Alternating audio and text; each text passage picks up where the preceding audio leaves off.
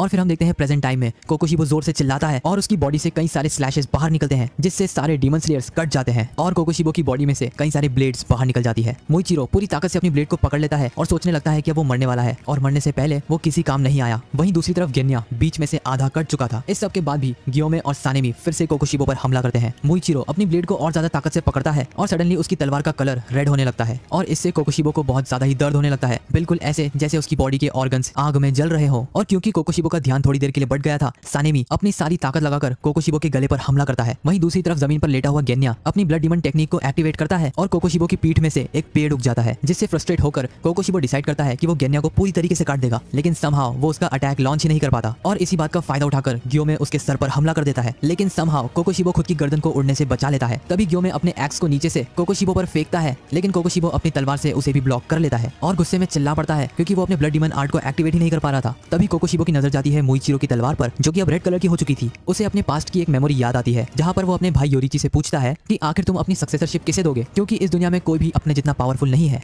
जिसके जवाब में योरिची उससे कहता है कि हम उतने भी महान नहीं है जितना तुम हमें समझते हो। ऐसा दिन जरूर आएगा जब आने वाली जनरेशन हमारी पावर्स को एक्सीड कर जाएगी। हमें किसी भी चीज की चिंता करने की जरूरत नहीं है। मुझे आने वाली जनरेशन